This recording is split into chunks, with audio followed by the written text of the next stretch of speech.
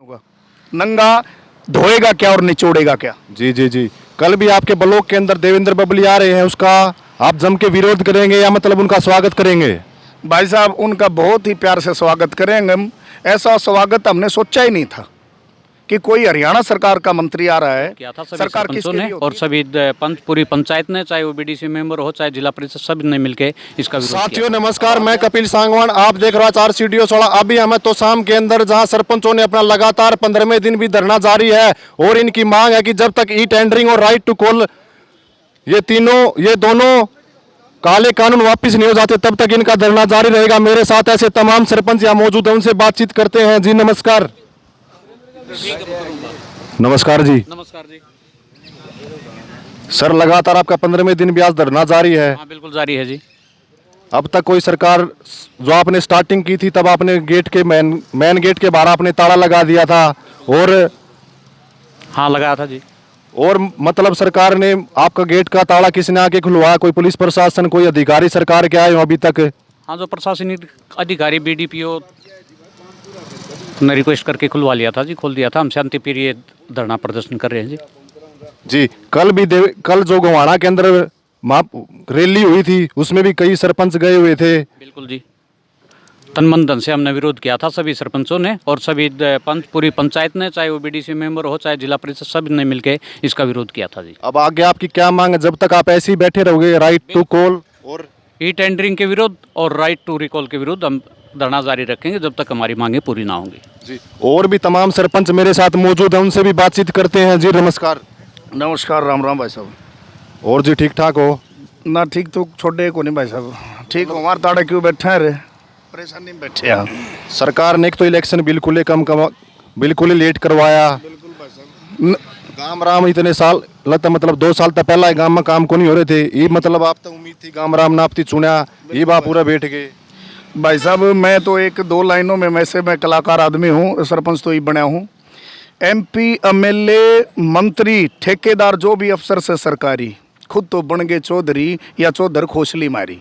सच्चाई बात तो यह है। बिल्कुल। अगर सरकार को सरपंच इतने चोर लग रहे थे तो फिर ये करवाने की क्या जरूरत थी? 7 साल निकाल दिए, वहां पे 17 साल निकाल दो आप। सरपंचों की जरूरत क्या है? किस लिए आप बना रहे हो सरपंचों को? अगर 3,000 रुपये में, आपको ये पता होना चाहिए कि 3,000 रुपये में आज 60 रुपये लीटर दूध हो रहा है। सरपंच किस किस ने चाय पिया देगा? दूसरी बात, सरकार ये कह रही है कि युवा सरपंचों को सामने आना चाहिए। युवा सरपंच आने वाले समय में क्रिमिनल बनेंगे भाई साहब। क्यों बनेंगे? क्योंकि घर में जो भी आओगा, किसने नाट जाओगे? गौशाला नाट जाओगे, धर्मशाला नाट जाओगे, लंगड़े लुल्ले काने की कितने कार्य नाट जाओगे, यहाँ तक कि किन्नर भी आ रहे हैं।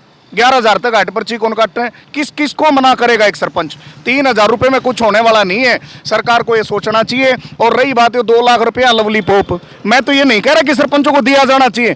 3,000 रुपये क्यों दे रहे हो आप? क्यों 2 लाख रुपये दे रहे हो आप? बंद करो सारा सिस्टम।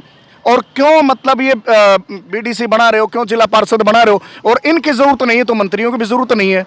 उसके बाद में राइट टू रिकॉल बुला रहे हैं। राइट टू रिकॉल पहले, सबसे पहले ऊपर से शुरुआत करनी चाहिए। हर चीज को रिकॉल करना चाहिए, दोबारा से बुलाना चाहिए। आप बीडीसी को करो, जिला पार्षद को करो, एमपी को करो, एमएलए को करो, यहां तक कि सीएम को करो, उसके बाद में पीएम को करो। जो आदमी काम नहीं कर रहा है उसको रिकॉल करो आप। जितने भी अधिकारी जो काम नहीं कर रहे उनको रिकॉल करो आप। ठेकेदार जो भी काम नहीं कर रहे हैं, पिछले समय से मेरे गाँव में 1 साल से ठेका चल रहा है। एक ठेकेदार ने काम पाड़ के छोड़ दिया, ना तो बीडीओ के पास उसका समाधान है, ना एसडीओ के पास में, ना किसी और जेई के पास में। ये तो बेवकूफ़ बनाने वाली बात है। सरकार बेवजह दिमाग खराब अपना भी कर रही है, लोगों का भी कर रही है। अगर सारी चीजें कर रही थी तो सरपंचों को जरूरत क्या है? किस लिए बना रहे हो आप? कौन महामूर्ख आदमी है जो ऐसा कर रहा है? जब आपको कुछ करना ही नहीं तो दे रहे क्यों? नहीं, मनोहर लाल खट्टर ये कहने कि सेंटर से स्कीम आई है और इसके फायदे बता रहे हैं और तब तक आपके पास कोई गारंट नहीं है और आपको चोर बता रहे हैं देवेंद्र बबली जी। उनको आप क्या कहेंगे? भाई साहब उन्हें क्या कहना था? ये न तो खुद कि मैं कर दे और ना मेरे ख्याल से सरपंचों को कुछ करने दे रहे। एक तरफ से ये कहा जा रहा है कि सरपंचों को ये छोटी सरकार है। छोटी सरकार घंटों की है जब उनके पास कुछ है ही नहीं। अब 2 लाख रुपए देने की बात कर रहे हैं।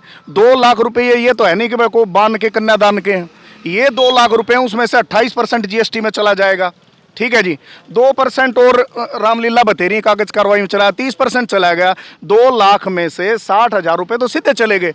अब 1,40,000 रुपये हैं, उसमें तो और बागड़ बिल्ले हो जाते हैं। आप समझ रहे होंगे। जी जी जी जी जी तो अब 2 लाख रुपए की बजाय 1 लाख रुपए ही सरपंच लगा पाएगा लगभग, और सारी की सारी जो चोरनुमा है पूरे गांव का खिलाफत जो है वो सारी सरपंच भुगतेगा। तो मैं तो ये कह रहा हूं जी 2 लाख रुपए ही बंद करो, या फिर जो पहले था वैसा करो, 3,000 रुपए की बजाय 30,000 रुपए करो। सरपंचों का जो किराया है, आने जाने का, वीडियो ब्लॉग तक नहीं आ सकते हम लोग 3,000 रुपए में, तो आने जाने का किराया भी माफ करो। इनके बच्चों की जो फीस है, चाहे वो सरकारी स्कूल है चाहे प्राइवेट स्कूल है, बच्चों की फीस माफ करो। ये सब कुछ सरपंच वो मोड़ा होता है, सब कुछ मोह करते हुए भी अपना घर परिवार छोड़ के हम लोग अपने लिए नहीं बैठे हैं, सारी जनता के लिए बैठे हैं। जनता हमारे से काम की डिमांड कर रही है, काम जब तक नहीं होगा, जब तक पैसा नहीं होगा, नंगा धोएगा क्या और निचोड़ेगा क्या। जी जी जी।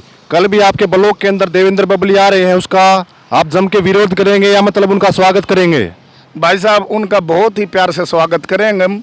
ऐसा स्वागत हमने सोचा ही नहीं था कि कोई हरियाणा सरकार का मंत्री आ रहा है। सरकार किसके लिए होती है? जनता के लिए होती है, और जनता के लिए चुनी जाती है। अब जनता को ही सरकार दबाने की अगर कोशिश करेगी तो उनका कैसा स्वागत होगा, आप समझ सकते हैं।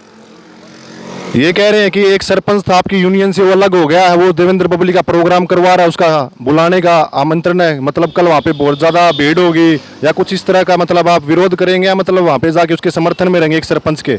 भाई साहब, ये लड़ाई आज की नहीं है, जब से देश आज़ाद नहीं हुआ था उससे पहले भी चाटुकार रहे हैं, आज भी हैं, और आने वाले समय में भी चाटुकार रहते रहेंगे।